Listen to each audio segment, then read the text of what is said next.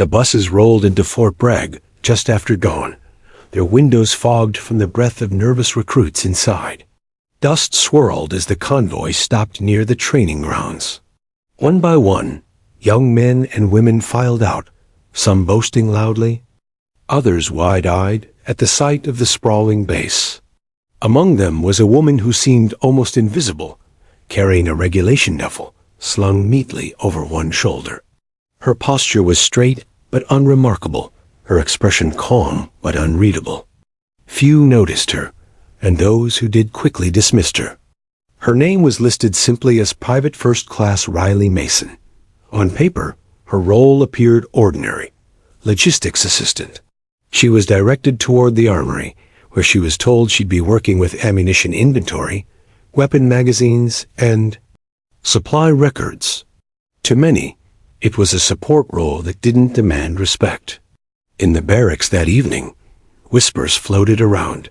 "She's just the mag loader," someone muttered. Another laughed.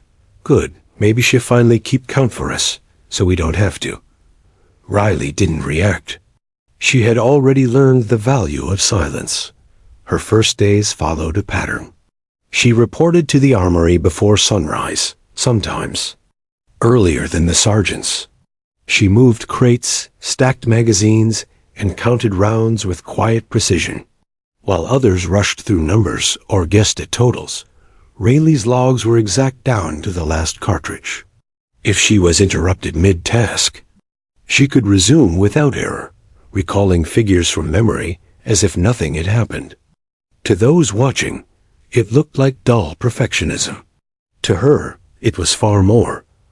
Every crate told her a story. Each magazine was part of a larger rhythm. She didn't simply count. She mapped patterns. She knew how many magazines each unit checked. Out, how quickly they returned empty, and which soldiers tended to burn through ammo fastest. She tracked delays, inefficiencies, even who lied about missing rounds. Her notebooks filled with columns of numbers, but behind those digits she saw something deeper: behavior, weakness, predictability. She never showed her notebooks to anyone. They were her private arsenal, her weapon of choice. Riley's quiet routine didn't go unnoticed by her peers, though not for reasons she'd care about. "She's too serious," one soldier joked, while tossing his half-cleaned rifle on a rack. "You'd think she's auditioning for Accountant of the Year." Others teased her in the mess hall, calling her Bullet Girl or Counter. The names didn't sting. If anything, they amused her. They thought the counting was all she had. That was exactly how she wanted it. When the recruits marched to training fields for drills, Riley was often left behind to finish paperwork or secure the armory. She didn't protest. Instead, she studied from the sidelines. From the shadow of the fence, she observed formations, noted how long before fatigue set in, and timed reload sequences in her head. She memorized faces, voices, and habits. She could tell who hesitated before firing, who wasted shots, who thrived under pressure, and who cracked. Each detail was stored away, filed in her mind like another row in her logbook. At night, when others collapsed into bunks, Riley remained awake, copying maps from memory onto scrap paper. During lights out, she traced terrain features with her finger, rehearsing possible scenarios. She practiced calculations silently, imagining how many rounds a squad would need if cut off for 12 hours, or how long a patrol could survive if supply lines were compromised. These weren't exercises in boredom. They were survival games she played with herself, puzzles no one else knew existed. The few who tried to befriend her found her polite but distant. She smiled occasionally, laughed softly at jokes, but rarely revealed anything about herself. Rumors spread quickly. Some claimed she had family in logistics, others that she was too bookish for combat. None were true. Riley kept her story buried because it was safer that way. She understood that underestimation was its own kind of camouflage, one she wore better than any uniform. One late evening, Sergeant Brooks stormed into the armory. "Mason," he barked. "What in hell are you still doing here?" Riley stood beside a stack of crates, clipboard in hand, mid-count. The overhead light cast shadows across her steady face. "Finishing today's log, Sergeant," she answered, voice calm and even. Brooks frowned, stepping closer. "You've been here 12 hours. These are just numbers, girl. No need to kill yourself over it." Riley's eyes flicked up briefly. "If the numbers are wrong, sir, someone pays for it later. Better me now than them, then." The sergeant stared for a long moment, unsettled by the conviction in her tone. He said nothing more, only shook his head and walked out. Riley returned to her count without breaking rhythm. Her meticulousness caught the attention of Colonel Harrison, though not directly at first. Reports filtered up the chain ammo shortages. Reduced, inventory errors disappearing, drills running smoother when Mason handled distribution. He noted her name, then circled it quietly. Still, he didn't intervene. Not yet. Meanwhile, Riley continued her routine, invisible to most. During morning formations, she blended into the background. In training, she carried herself without flash or complaint. She was present, but never prominent, a shadow among louder recruits.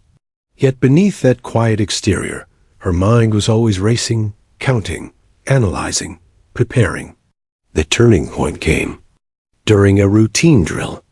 A company was practicing live fire maneuvers, and Riley was tasked with managing ammunition supply. She wasn't supposed to be on the field, but she positioned herself at the edge, clipboard in hand. As the exercise unfolded, she noticed something immediately. One squad was burning through magazines far faster than expected. She recalculated in her head, realized they would run out before the drill ended, and without hesitation, directed a runner to redistribute rounds from nearby reserves. When the drill concluded, no one had noticed the crisis that almost occurred, except Riley and Colonel Harrison, who had been observing from a tower. His sharp eyes narrowed on the young woman, scribbling notes at the field's edge, calm as if she'd planned it all along. Back in the barracks that night, laughter echoed about how the mag girl took her job too seriously again. Riley said nothing, only closed her logbook and set it carefully on her nightstand. She lay in her bunk, listening to the others boast about marksmanship scores and push-up counts. They measured strength in bullets fired and muscles shown. Riley measured something else entirely. In the stillness, she whispered numbers to herself, not out of habit, but out of instinct. Numbers were steady. They didn't panic. They didn't lie. They didn't break under pressure. Numbers told the truth, and she knew how to listen. To everyone else, she was still the quiet recruit, the girl who loaded magazines and counted crates. But Riley Mason was far more. Beneath the surface, a legend was waiting, hidden in plain sight, building silently with every calculation she made. And though no one else realized it yet, the colonel had begun to see. The morning sun crept over Fort Bragg, washing the training grounds in golden light. Soldiers jogged in formation, their chants rising in rhythm with pounding boots. Riley Mason jogged alongside them, her expression neutral, her steps measured. She didn't shout the cadence with the others, yet she stayed perfectly in sync. To most, she looked like a recruit going through the motions, just another body in the line. But beneath her steady exterior, her mind was working faster than any pace they could set. Every chant was a rhythm to her, every step a number in a sequence. She counted the cadence of boots against gravel, the time it took for each voice to rise and fall, the distance covered by each lap. Her mind, always awake, never wasted the opportunity to calculate. By the time they reached the end of the run, most recruits were gasping. Riley's breathing was controlled, but she glanced at the clock tower and made a note in her head. 23 minutes, 5 seconds, slightly faster than yesterday. Progress, not because she pushed harder, but because she paced smarter. Numbers guided her body as much as they guided her thoughts. After breakfast, she returned to her assigned place in the armory. To the casual observer, it was monotonous. Open crates, count magazines, record figures. To Riley, the armory was alive. She didn't just tally rounds, she studied patterns. Which units signed out the most? Which soldiers returned with empty mags too soon? Who consistently lost ammunition? Numbers told the story others overlooked. Private Jenkins, for example, always returned with 2 fewer magazines than issued. He claimed he dropped them, but Riley noticed he always carried a smirk when signing out. To her, it was clear. He was pocketing rounds, a dangerous oversight in the field. She logged the details silently, keeping her findings private. She wasn't yet ready to reveal how much she truly saw. During lunch breaks, when most recruits sprawled on benches or swapped jokes, Riley sat quietly at the end of the table. She appeared detached, but she was listening. Soldiers gave away more than they realized, complaints about training, grumbles about commanders, slips about weaknesses. She filed everything away mentally, connecting words with actions she'd already observed. By evening, she could reconstruct a soldier's habits as clearly as if she had read his file. It wasn't only people she studied. It was the environment itself. She had an uncanny ability to memorize layouts. The first week, she walked the barracks only once before she could draw it perfectly from memory. By the second week, she knew the training field's dimensions down to the meter, how long it took to sprint across, where the shadows fell during drills. Others might need maps. Riley had one etched in her mind, accurate to the last detail. Her peers thought she was simply quiet, maybe even shy. She's not cut out for combat, someone whispered during a weapons drill.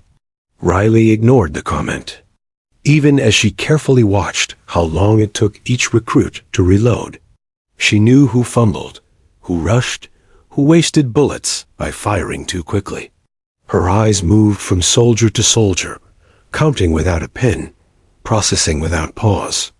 That evening, Sergeant Brooks handed her a clipboard stacked with forms. "Mason, since you like numbers so much, double-check these. Make sure the counts are right." His tone carried sarcasm, as if expecting her to groan at the extra work. Instead, Riley accepted it without complaint. She stayed in the armory until the fluorescent lights buzzed overhead, her pencil scratching steadily across the paper. By midnight, she had not only verified the numbers, but corrected dozens of mistakes others had missed. When Brooks returned the next morning, she handed him the clipboard with the faintest smile. "There were discrepancies," she said simply. He raised a brow, scanning her corrections. She was right, every error neatly fixed. He didn't say thank you, but the way he glanced at her suggested a shift, however small. Later that week, the recruits were tested on navigation. They were given crude maps and sent to find markers hidden across the training field. Most struggled, some even got lost. Riley, however, didn't glance at her map once after the starting point. She had memorized the terrain during her evening walks. She moved swiftly, anticipating where the markers would be based on logic and symmetry. Within half the allotted time, she returned with every marker collected. "Beginner's luck," another soldier muttered, his voice tinged with jealousy. Riley offered no rebuttal, though inside she smiled at the irony. Luck had nothing to do with it, just observation, memory, and calculation. At night, alone in her bunk, she pulled a small notebook from beneath her pillow. She wasn't supposed to keep personal logs, but this one was different. It wasn't a diary of feelings. It was a record of numbers. She listed counts from the yawl. Day, times of drills, rounds fired, even the exact moment lights out was called. To anyone else, it looked meaningless, but Riley saw patterns forming. The army moved like a machine, and she was learning how to see its gears. Her talent wasn't without cost. Some soldiers grew irritated by her accuracy. During a group drill, when she quietly pointed out they were 5 rounds short in the return count, Corporal Davis sneered. "What are you, a human calculator? Nobody cares about 5 lousy bullets." Riley didn't argue. She simply made a mental note. 5 rounds today could mean 5 lives tomorrow. Numbers didn't lie, even if people dismissed them. It was during a particularly grueling week of training that her ability became undeniable. A simulated firefight left the squads exhausted. The instructors demanded faster reloads, better accuracy, tighter formations. Tensions flared. When the smoke cleared, Sergeant Brooks barked, "We're short on ammo." Someone screwed up the count. Silence fell. All eyes turned nervously, expecting punishment. Riley, standing in the back, spoke. Softly but firmly. "We're not short. Squad 3 overused by 87 rounds. If we adjust the report, the numbers match." The sergeant glared at her. "And how the hell do you know that?" Riley met his stare. "Because I counted every shot fired." The recruits erupted in disbelief. Some laughed, others scoffed. "That's impossible," one said. But Brooks checked her math against the logs. She was right. Exactly right. The sergeant said nothing more, but he studied her differently that day. To her peers, Riley was still the mag loader, the girl buried in numbers. But behind their backs, she was proving something to herself, to the instructors, and unknowingly to the colonel, who had begun quietly watching from afar. She wasn't just memorizing figures. She was mastering the battlefield without ever firing a shot. What others dismissed as obsession was her hidden talent. A soldier might miss details in the noise of combat, but Riley never did. Numbers spoke to her in ways they spoke to no one else, and though the others hadn't realized it yet, those talents would one day save them all. The morning was humid, heavy with the smell of pine and sweat as the recruits assembled on the training field. Today wasn't another classroom lecture or small drill. It was their first full-scale live-fire exercise. Rifles gleamed in the sunlight. Magazines stacked neatly beside crates, and the sharp metallic tang of ammunition filled the air. Instructors barked orders, setting the stage for a simulation meant to mimic battlefield chaos. Riley Mason stood at the edge of the field, clipboard in hand, her role once again reduced to ammunition support. While others strapped on helmets and checked weapons, she adjusted her notepad, quietly observing the squads forming lines. "Just stay out of the way, Mason," Corporal Davis muttered as he passed, smirking. "This isn't your numbers game. It's combat." She didn't respond. Instead, she made a mental note of how many magazines each soldier carried, tallying the figures faster than Davis could blink. She knew, before the first shot was fired, exactly how many rounds were in circulation across the squads. The signal horn blared. Suddenly, the field erupted in noise. Gunfire cracked like thunder, shouts cut across the air, and smoke grenades painted the field in gray haze. Squads moved in formation, ducking behind barricades, advancing under covering fire. From the tower above, instructors and Colonel Harrison observed, clipboards ready to grade every movement. At first, the recruits performed decently. They shouted commands, moved with discipline, and kept a steady rhythm of fire. But within minutes, Riley noticed a problem. Squad 2's rate of fire was far too high. She tracked it instinctively. 10 shots, 20, 30. The squad leader shouted for cover, but his men were burning through their magazines faster than anyone else on the field. Riley frowned, quickly recalculating. At their current pace, they'd run dry in less than 5 minutes well before the drill's midpoint. She scanned the other squads. Squad 4 was under firing, their men conserving ammunition too heavily. If nothing changed, the balance of the exercise would collapse. The first sign of failure came quickly. A recruit in squad. 2 yelled, "I'm out." He ducked behind cover, patting his vest in disbelief. Others shouted the same within seconds. Panic spread. The squad broke formation, retreating clumsily. From the tower, instructors began scribbling angry notes. "Amateurs," one muttered. Riley felt her heartbeat quicken. She glanced at the armory crates, then back at the squads. No one else seemed to see the solution forming in her mind. Numbers arranged themselves in neat rows. How many rounds left in Squad 4? How much excess carried by Squad 1, where the shortages were? Worst. It was all there, like a puzzle begging to be solved. Without waiting for orders, she stepped forward. "Runner." She called to a nearby recruit, stationed with the medics. The young man looked confused. "Take 2 magazines from Squad 4 and deliver them to Squad 2. Now, move." He hesitated, but something in her tone carried authority. He sprinted across the field. Riley turned sharply to another soldier standing idle. "Redistribute Squad 1's excess 3 mags each to the second line." The recruits followed, uncertain but desperate. Within moments, Squad 2 had ammo again, the rifles spitting fire once more. The line steadied, the panic eased, and the exercise recovered its rhythm. From the tower, Colonel Harrison leaned forward, narrowing his eyes. Who had given those instructions? His gaze fell on Riley Mason, still standing at the edge of the smoke, clipboard clutched in her hands, calm as if orchestrating the entire drill. On the field, the squads began to notice too. How the hell did she know? One muttered between bursts of fire. Yet they obeyed, because somehow her directions worked. The exercise concluded 30 minutes later, the final horn cutting. Through the haze.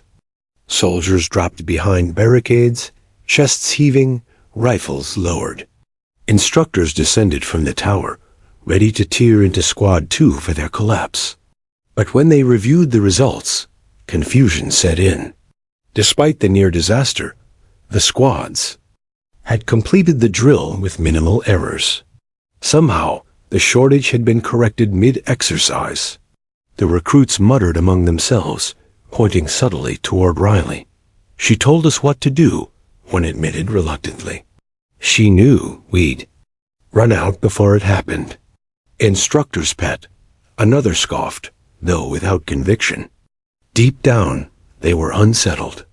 Colonel Harrison didn't speak immediately. He simply watched Riley as she calmly recorded figures on her clipboard, ignoring the whispers around her.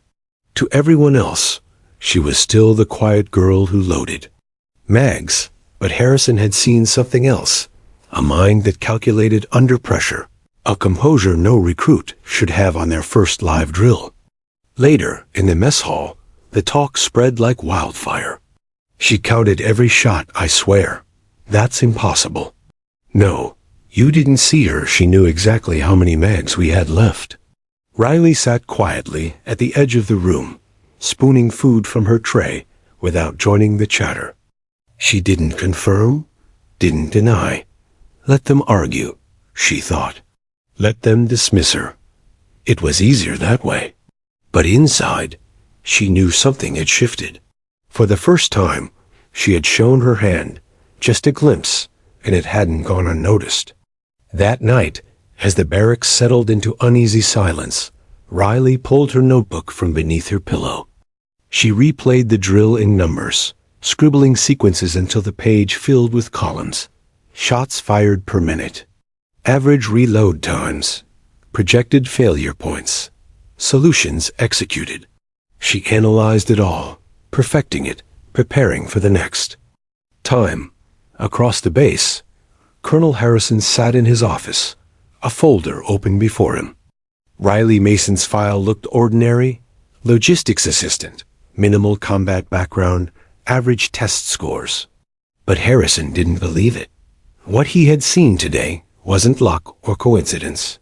He tapped his pen against the file, frowning. Somewhere, in those numbers, a secret was buried, and he intended to find it. For Riley, the day ended as it always did. Lights out, the murmur of tired recruits fading into sleep. But unlike the others, she didn't drift off quickly. Her mind buzzed with numbers, equations, and patterns. She had stepped out of the shadows today, if only slightly. And she knew this was only the beginning. Colonel Jonathan Harrison had spent nearly 3 decades in the military, and in that time he had learned one lesson above all others. Soldiers revealed themselves under pressure. The ambitious ones pushed too hard and cracked, the reckless ones charged without thought, and the steady ones survived long enough to become leaders. He believed he had seen every type of recruit. Yet, standing in the observation tower that morning, he had seen something new, something he couldn't easily explain. The girl with the clipboard, Riley Mason. While other recruits panicked during the ammunition shortage, she hadn't flinched. She had issued orders like someone who already understood battlefield logistics, redistributing magazines in the exact way needed to stabilize the squads. Most instructors dismissed it as luck or improvisation. Harrison knew better. Luck didn't calculate distribution ratios in seconds. Luck didn't prevent collapse in real time.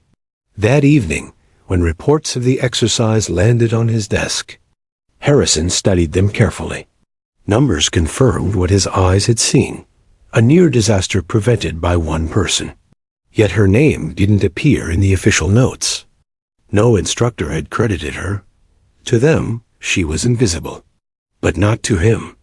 He closed the report and leaned back in his chair. His instincts hummed, the same instinct that had kept him alive in combat zones from Kandahar to Baghdad. Something about Riley Mason wasn't ordinary.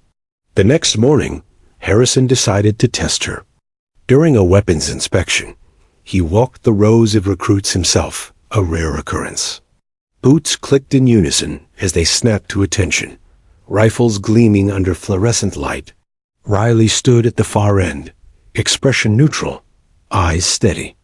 She looked like any other soldier, though quieter than most. Harrison stopped in front of her. "Private Mason," he said, his voice low but sharp. "Sir?" she answered, her salute crisp. He studied her rifle. Perfectly cleaned, not a speck of dust on the barrel. He shifted his gaze to her face. "I hear you've taken a particular interest in ammunition counts." A flicker crossed her eyes, surprise, maybe, or calculation, but her voice remained steady.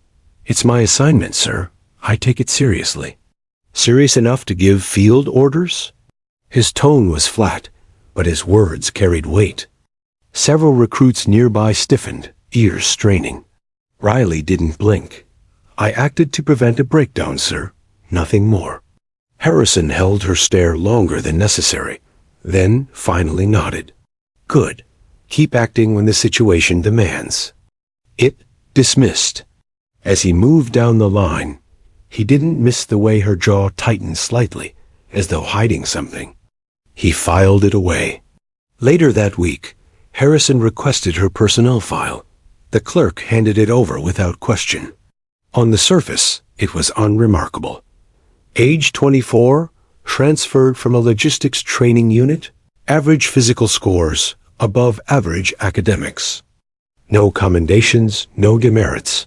Too clean, he thought. Real soldiers had scars, whether on paper or on skin. This file looked like it had been scrubbed. He flipped to the psychological evaluation. Detail-oriented, reserved, lacks social engagement. That made him snort. Whoever had written that hadn't seen her in the field. Reserved, yes. Lacking engagement? Hardly. She engaged more than anyone, just not in ways others understood. When he asked intelligence for her background, they sent him only redacted pages. Black bars covered entire sections, leaving fragments of sentences. Exceptional aptitude. Reassigned to field experimental placement. Harrison leaned back, narrowing his eyes. Redacted files always meant one thing. Someone didn't want him to know the truth. That night, as rain tapped against his office window, Harrison poured himself a cup of black coffee and stared at the folder. Riley Mason was no ordinary recruit. The question was, why hide her? Meanwhile, Riley felt the colonel's gaze more often. During drills, she caught him watching from the sidelines, arms folded, eyes sharp. He never intervened, never spoke directly to her again, but she felt the weight of his attention. It didn't rattle her. She had expected it eventually. What rattled her was the unpredictability. When would he make his move? How much did he know already? In the barracks, whispers about her continued. The colonel's interested in the mag girl, one recruit joked, though unease tinged his voice.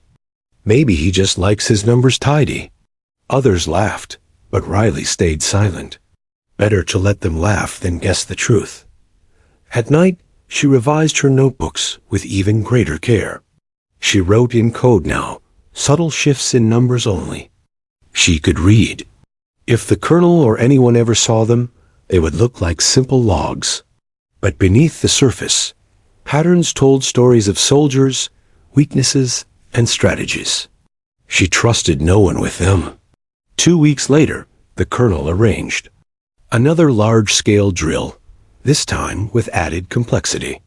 Ammunition was deliberately shorted to test resourcefulness. Recruits weren't told. From the observation tower, Harrison watched closely. Would she act again? Or had her first intervention been coincidence? Sure enough, as the squads burned through their supplies, panic loomed.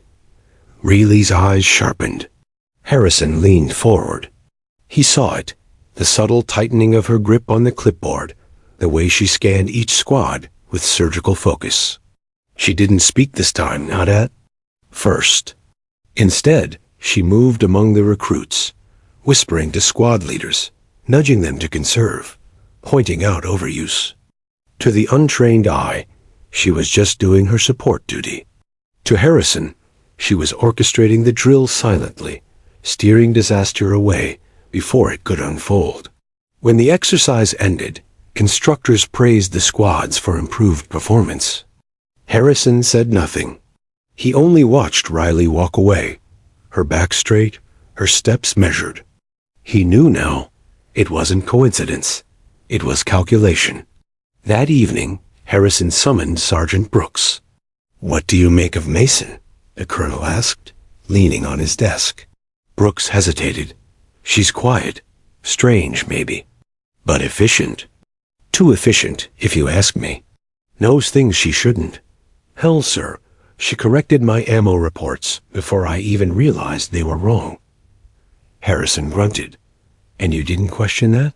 Brooks shifted uncomfortably. "I figured.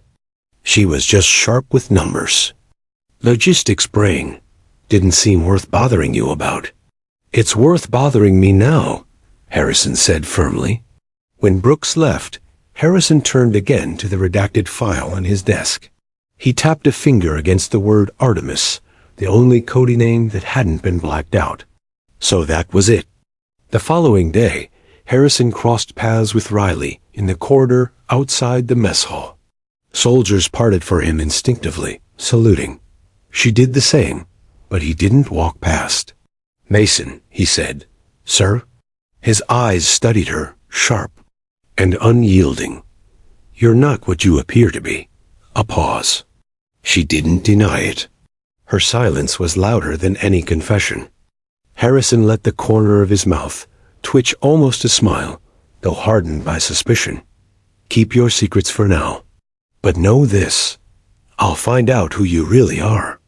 Riley's gaze didn't waver. "Maybe you already have, sir." They stood in silence, the corridor buzzing with quiet tension. Finally, Harrison nodded and walked on, leaving her standing there, clipboard at her side, mask of calm still perfectly intact. For the colonel, the hunt had begun. For Riley, the aim had changed. Colonel Jonathan Harrison didn't believe in ghosts, but for weeks Riley Mason had moved through his command like one unseen by most, yet leaving traces of her presence everywhere. Drills that should have failed succeeded. Shortages that should have broken squads were somehow resolved. He'd watched her long enough to know it wasn't luck. It wasn't chance. It was design. Still, suspicion wasn't proof. He needed something concrete. And so, one rainy evening, long after most soldiers had gone to the barracks, Harrison sat in his office with a secure line open and a stack of authorization codes before him. "Pull everything on Private First Class Riley Mason," he ordered. "Into the receiver?" The clerk on the other end hesitated. "Sir, her file is restricted." "I outrank restricted," Harrison snapped. "Send me what you've got." There was silence, then reluctant compliance. Minutes later, his secure inbox filled with encrypted files. Harrison entered his credentials, leaning forward as redacted reports opened across his screen. Most of it was blacked out whole paragraphs reduced to thick black bars. But scattered among the emptiness were fragments, breadcrumbs that painted a picture clearer than any full report could.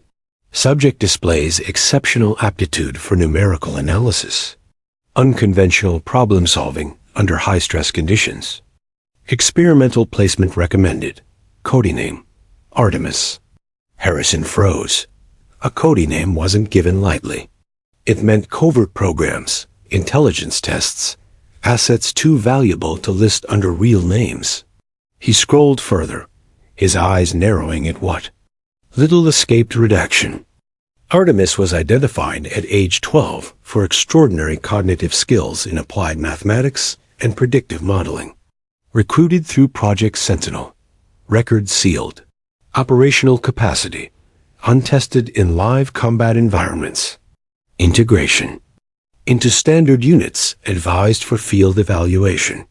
Project Sentinel. Harrison remembered hearing whispers about it years ago.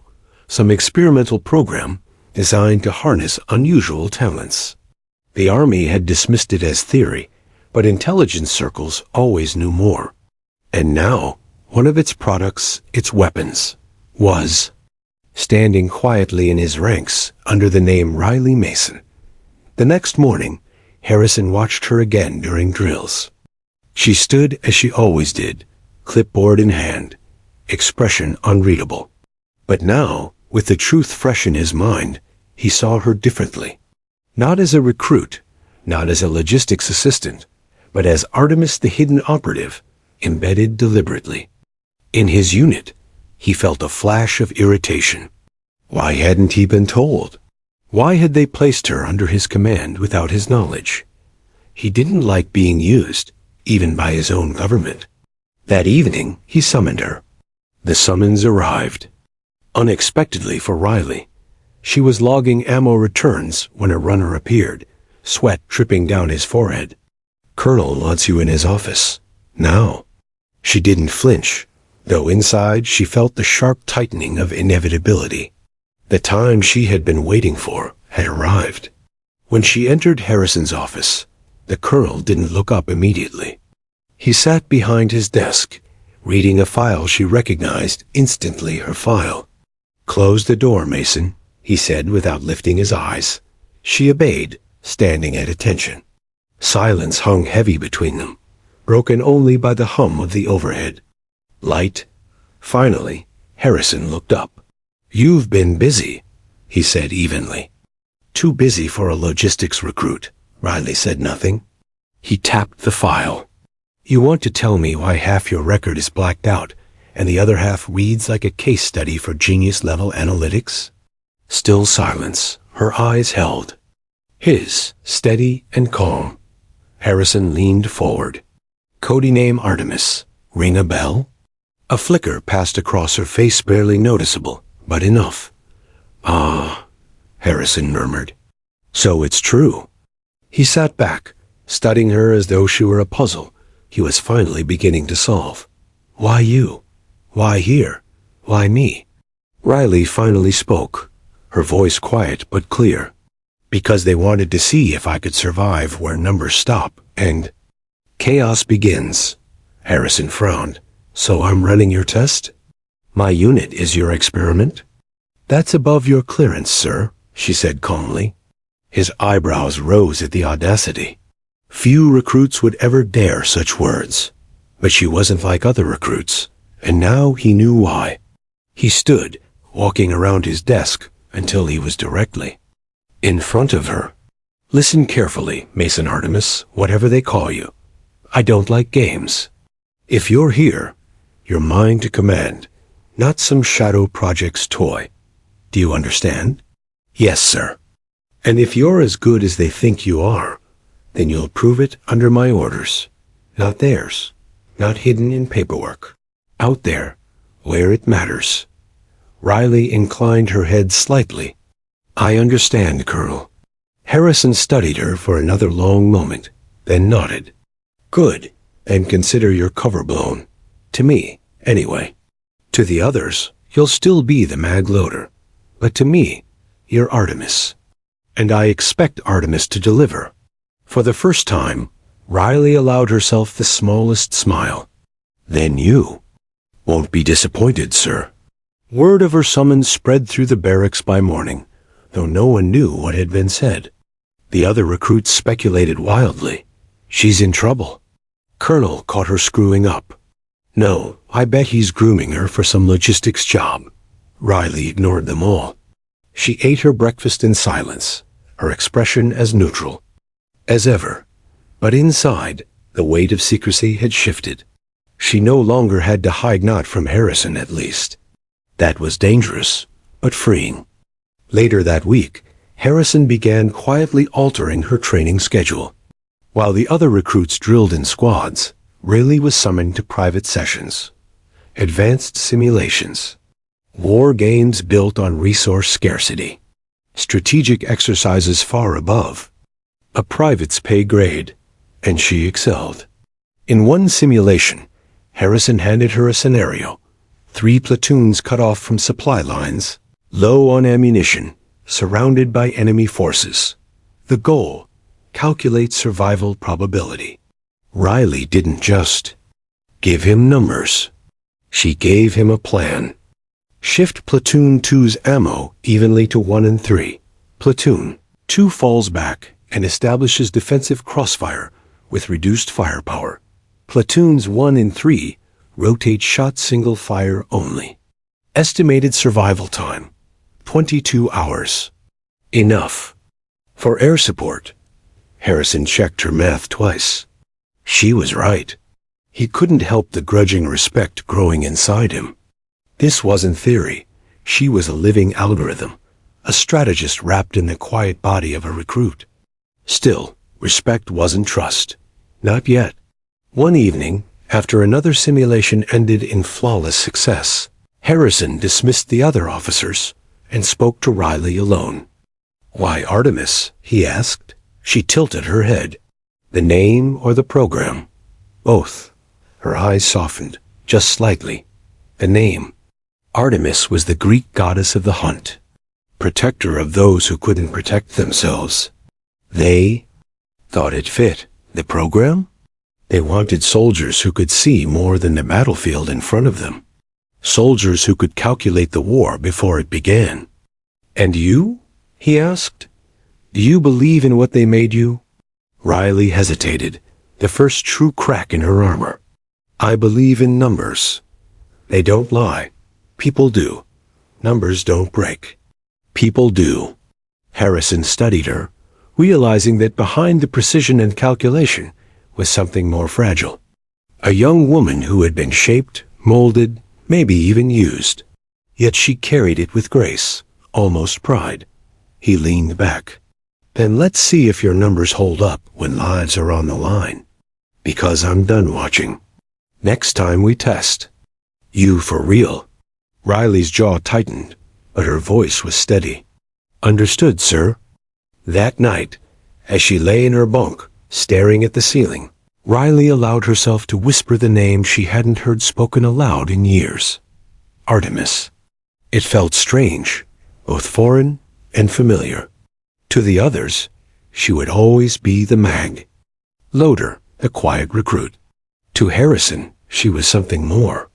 And for the first time, she felt the shift. Her story was no longer hidden in numbers. The colonel had discovered her codename. And now, nothing would ever be the same. The morning fog clung to the training grounds like a soft blanket, muting the sharp edges of Fort Bragg. Recruits trudged through the dew-soaked grass, boots sinking slightly with each step.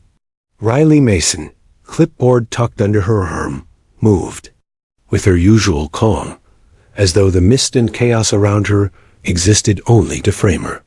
Since Colonel Harrison had discovered her codename, nothing had remained the same.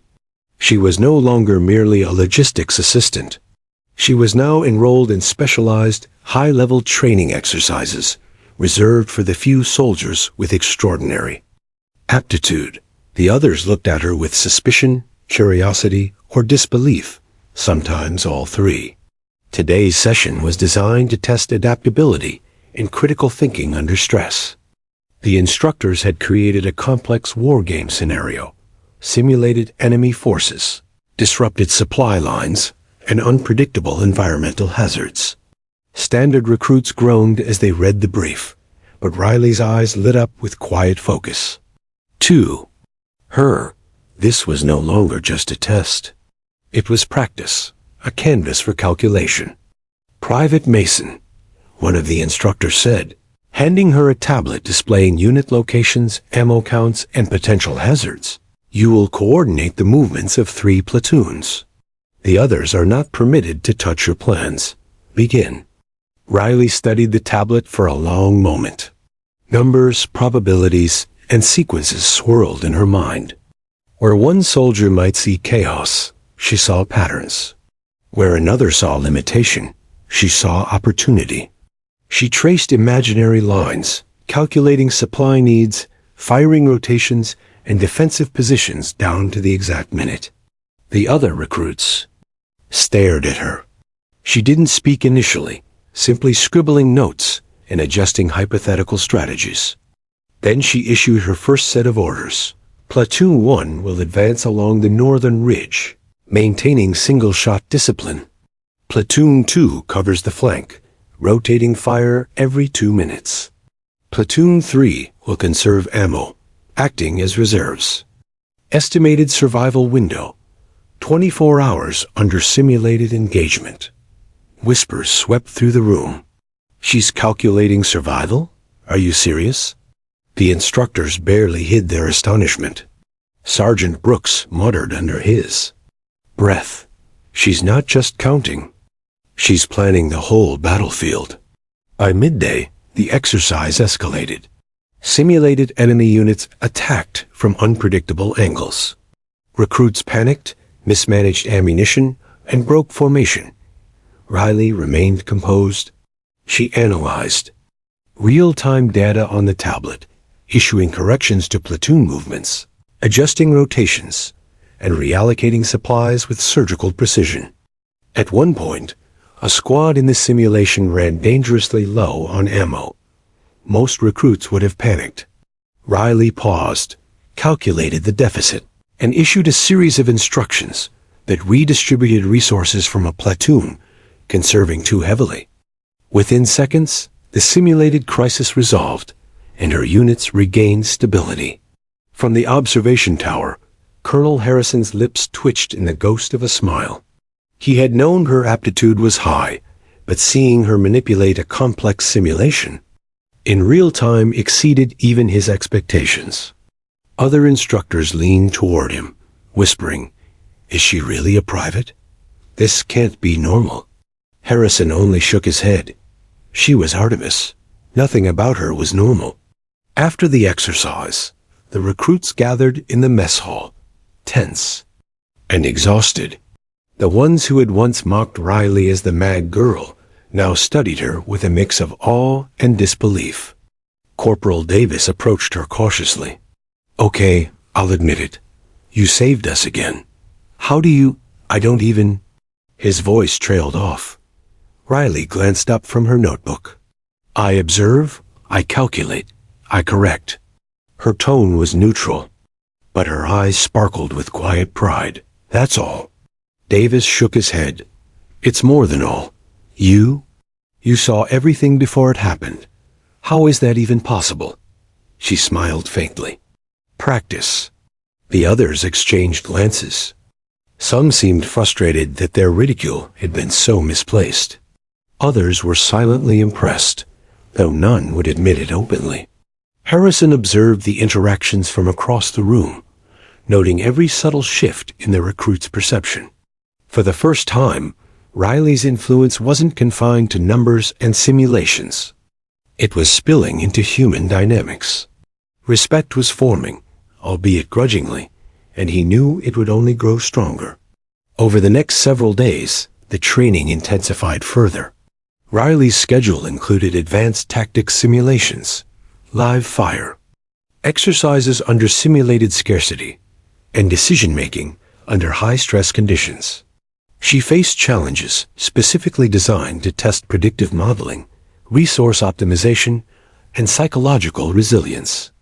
In one scenario, instructors created a siege environment. Supplies were deliberately limited, routes were obstructed, and enemy movements were unpredictable. Most recruits failed repeatedly, miscalculating time and distance. Riley, however, adapted immediately. She issued commands that conserved critical resources, established rotation strategies, and identified weaknesses in the simulated enemy's pattern. By the end of the exercise, her units had survived with minimal casualties, earning her praise from instructors and astonished murmurs from the other recruits. Colonel Harrison debriefed her privately afterward. "I need to know," he said, leaning forward, "how you plan so fast under pressure. Are you improvising, or is this instinct?" Riley considered the question. "I calculate probabilities, sir. Improvisation is a backup. Numbers never lie. People do." Harrison's expression was unreadable, though he allowed a small nod. "Then Artemis is going to teach more than just strategy. You're going to train these men to think beyond instinct." The dynamic among the recruits began to shift. Those who had ignored her now sought her guidance in simulations. Others approached cautiously, offering small questions about tactics, seeking insight without challenging her authority. Even Sergeant Brooks, previously skeptical, began deferring to her analysis.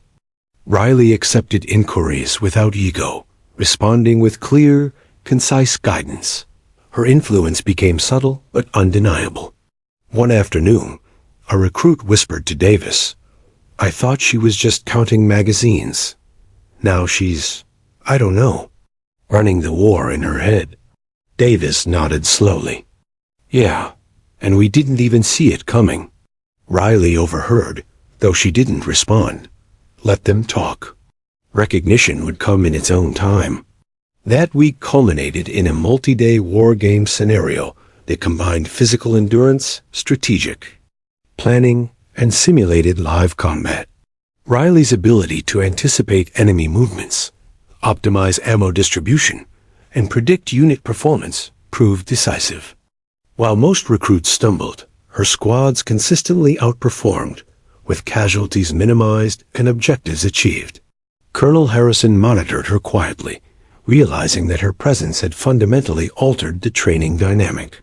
Other recruits, once dismissive, now followed her guidance almost instinctively.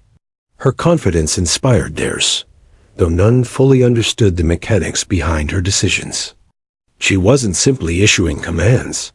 She was teaching them to see patterns, to think strategically under stress. After the war game, Harrison finally allowed himself a rare compliment. "Artemis," he said quietly, "you've proven that. A soldier doesn't need to be loud to lead. Quiet calculation can be just as deadly." Riley inclined her head, expression calm. "Thank you, sir." Harrison knew, though, that this was only the beginning. She had potential beyond anything he had ever seen, and he intended to harness it carefully. For Riley, the satisfaction was subtle but real. She was no longer invisible. She was no longer underestimated. And while she still moved quietly, she had begun to earn the respect that had previously eluded her. The field, the numbers, the chaos, it was all part of her world now. And she was mastering it, step by step, calculation by calculation, until her legend would extend far beyond the armory or the mess hall. The night was thick with fog, heavy and almost suffocating, as Riley Mason crouched behind a low ridge overlooking the simulated operational zone. Unlike any exercise she had encountered, this was the culmination of weeks of training and evaluation, designed to test every skill she had mastered under Colonel Harrison's supervision. Unlike simulations, this was live in every sense that mattered. Riley's unit was divided into 3 platoons, each led by seasoned but skeptical soldiers. Their orders were simple: infiltrate enemy lines, secure intelligence, and extract. Without sustaining casualties, supplies were limited. Communication channels were constrained. Every decision mattered. She checked her watch and made mental calculations. Terrain distances, average soldier speed, estimated reaction time of opposing forces, ammo needs per engagement, and contingency plans for unexpected variables. Her clipboard, once used for simple ammo logs, now contained tactical overlays and predictive models scribbled in her precise handwriting. Platoon 1, cover the ridge, she instructed softly into her headset. Maintain silent movement.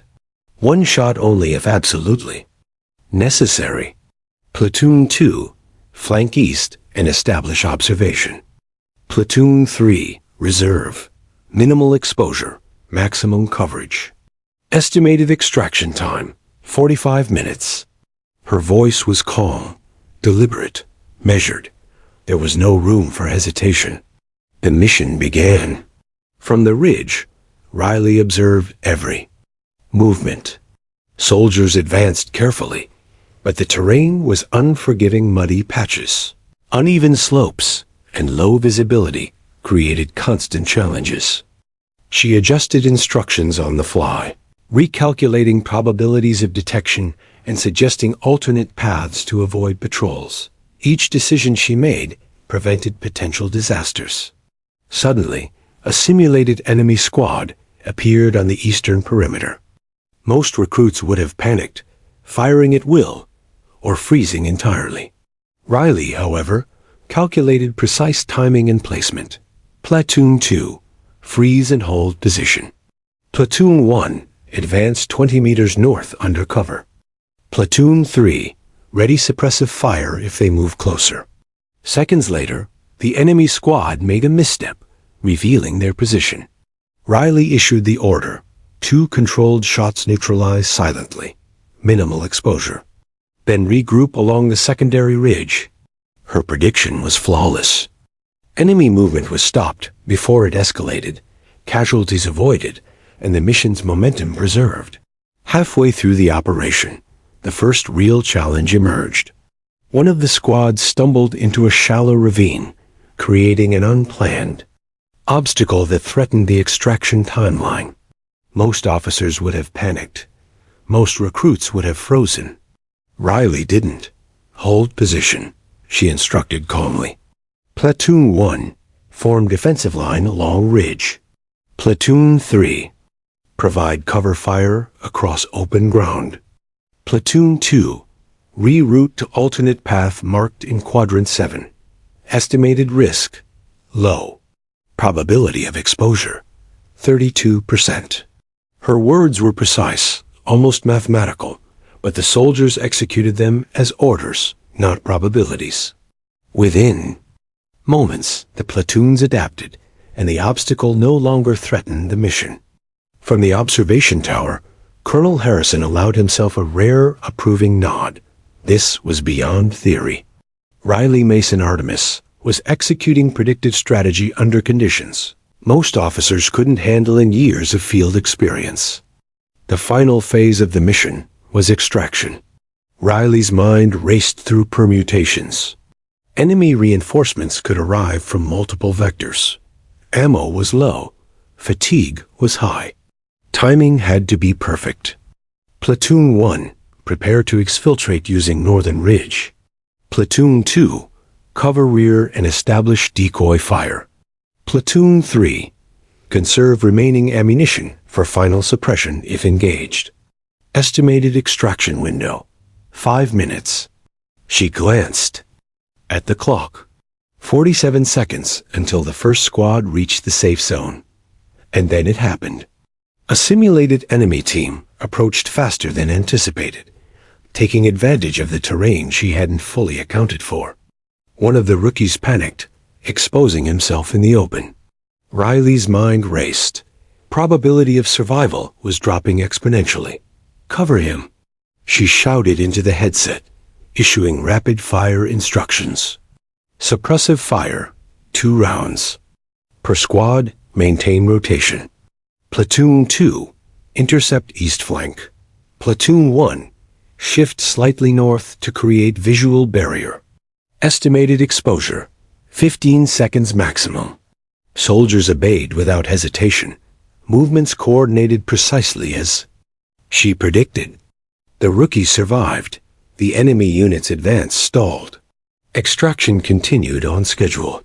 By the time the final platoon reached the safe zone, the mission was over. Exhaustion hung in the air, heavy and acrid. Soldiers collapsed to the ground, breathing hard, hands shaking. They had succeeded where failure was likely, and few could explain why.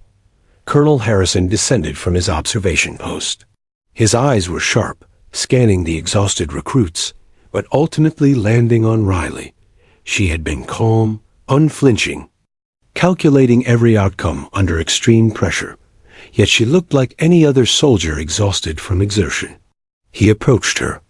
"Artemis," he said quietly, voice measured, "you've just executed a mission that would have broken most officers in half.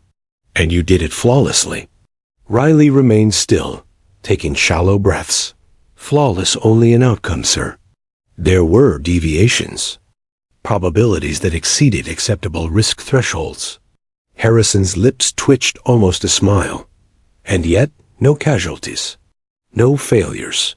Exactly what I wanted to see. You didn't just complete the mission, you orchestrated it." The other recruits, still catching their breath, whispered among themselves. Awe and disbelief mingled in the air. Those who had once dismissed her as just the mag loader now saw her as something more, something extraordinary. Later, in the command center, Harrison debriefed her privately. "I've watched soldiers in combat zones who thought they were invincible. They weren't. They panicked. They failed. You didn't flinch. Not once." Riley lowered her gaze. "Sir, probability predicts behavior, not outcome. I did not guarantee success. I calculated the highest likelihood based on available data and contingencies." He leaned back, folding his arms. "You've mastered observation, calculation, and command under pressure. Most soldiers will never comprehend what you just did, but I did. That's why Artemis exists. That's why you exist." Her expression didn't change, though a faint flash of satisfaction appeared in her eyes. "Understood, sir. And one more thing," Harrison added, voice hardening. "From now on, you're no longer just Mason. You're Artemis on operations. No exceptions. Your cover, your logs, everything else is secondary. When the field demands, you lead, and I'll be watching." Riley nodded once. "Yes, sir. I will not fail." He studied her, realizing that while she had been tested in training, this mission had revealed her true capability. Not just intellect, not just calculation, but leadership, calm under pressure, and the ability to manipulate events in real time with precision few could comprehend. That night, Riley returned to her bunk, exhausted yet alert. She pulled her notebook from beneath her pillow, flipping to a fresh page. She began recording every movement, every calculation, every decision, with meticulous detail. Every success, every deviation, every potential improvement. For her, the mission wasn't over.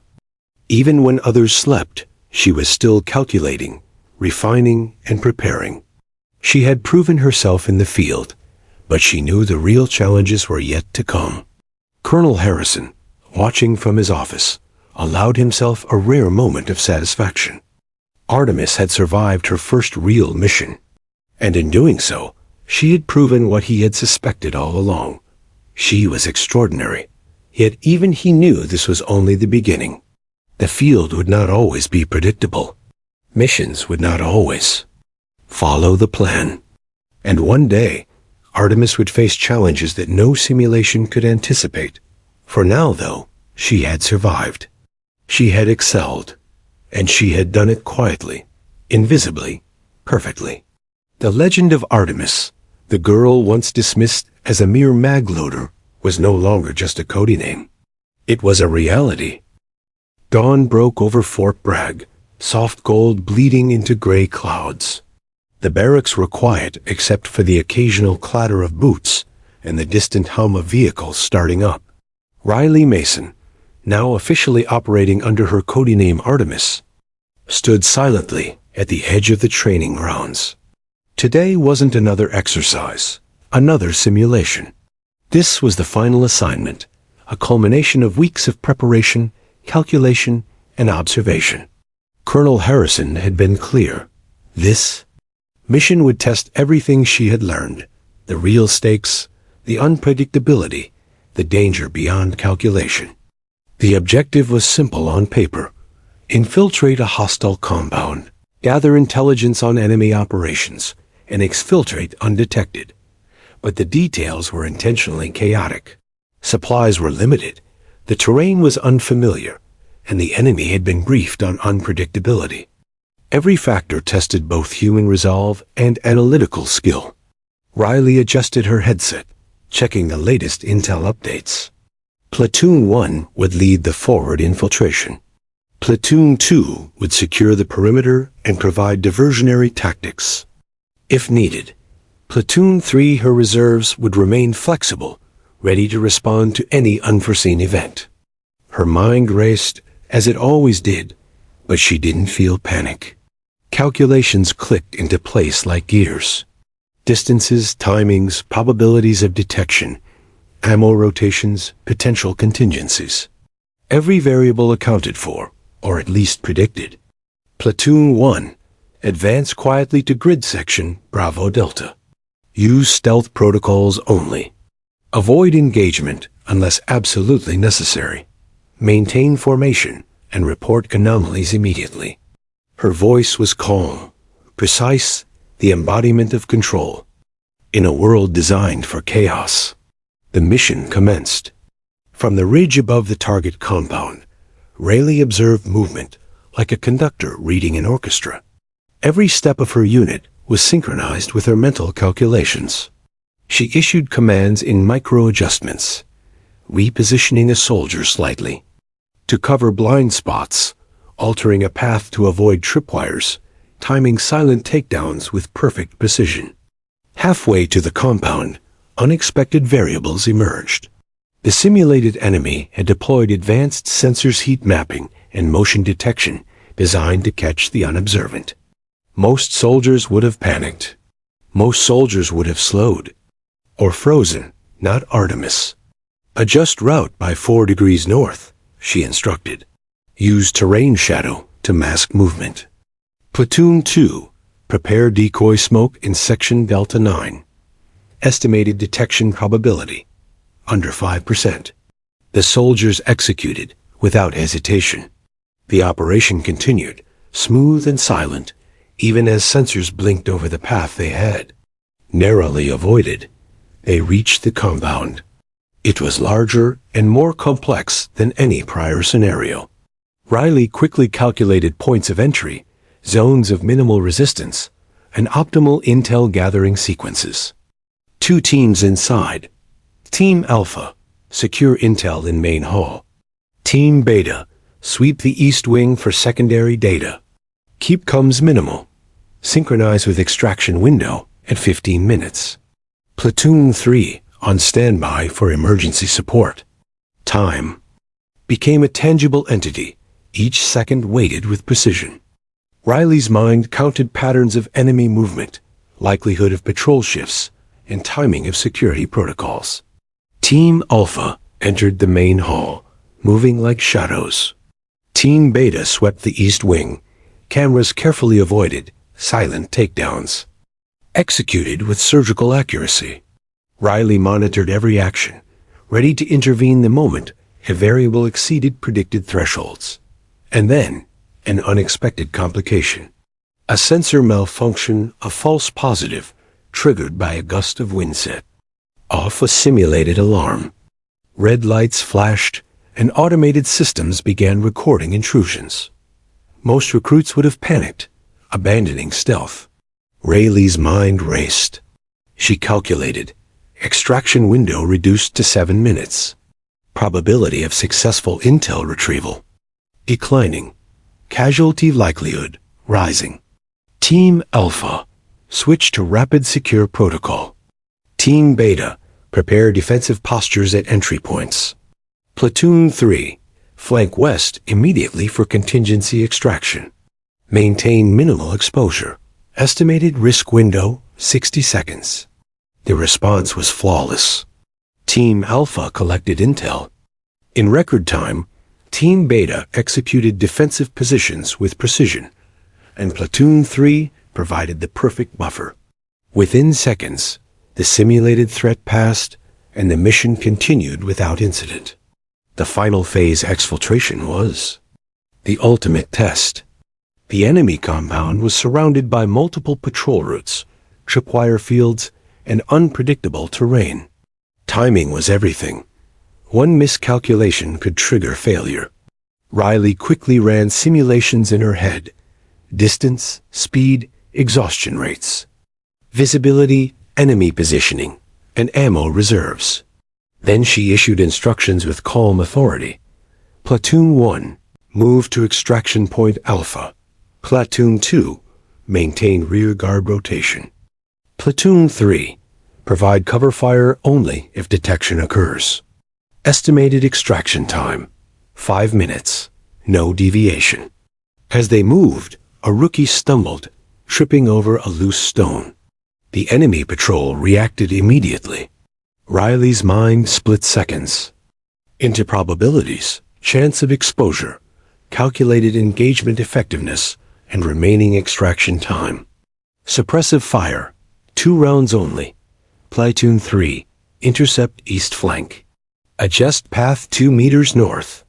The soldiers moved as if anticipating her thoughts.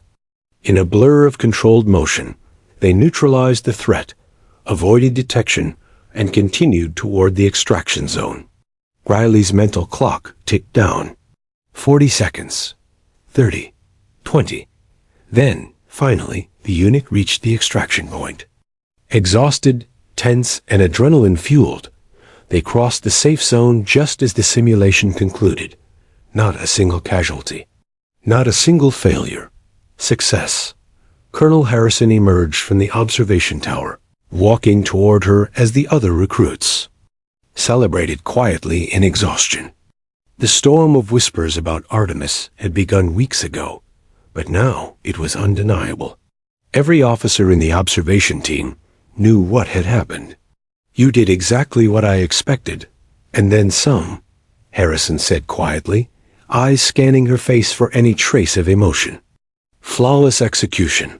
Every contingency accounted for. Not a single misstep. Riley lowered her gaze, breathing steadily. Flawless in outcome, sir, not in probability. Some variables exceeded acceptable limits, but adjustments were made. He studied her carefully, noting the faint pride in her eyes, the subtle confidence she had earned through calculation, observation, and relentless discipline. Artemis, you've not only proven yourself to me, you've proven yourself to everyone here. The soldiers who doubted you, they see now. The ones who mocked you, they see now. And more importantly, you've proven what you can do when the stakes are real. Riley inclined her head. I understand, sir. And, he added, softer now, you've done it without losing yourself in arrogance or ego. That's rarer than any skill, Mason. For the first time, a genuine smile crossed her face, faint but unmistakable. Thank you, sir. The aftermath of the mission was immediate. Colonel Harrison debriefed the entire unit, praising their performance, but emphasizing the precision and leadership that Artemis had provided. The other recruits, some still skeptical, now viewed her with deep respect. No longer the quiet mag loader, she was a strategist, a leader, and a force that had silently guided them to victory. Later that night, Riley returned to her bunk. She sat with her notebook, recording every variable, every action, every adjustment she had made. For her, the mission wasn't simply completed, it was analyzed, refined, and learned from. She understood now what Colonel Harrison had implied. Skill was not only about success, but about understanding how and why success occurred. And she intended to master both. Outside, the moon reflected off the damp training grounds. The fog had lifted, leaving a world of clarity and potential. Artemis Riley Mason sat silently in her bunk, no longer underestimated, no longer invisible. The codename had been revealed. The mission had been completed. The legend had begun. And in the quiet of the night, she whispered to herself, a vow and a promise. This is only the beginning.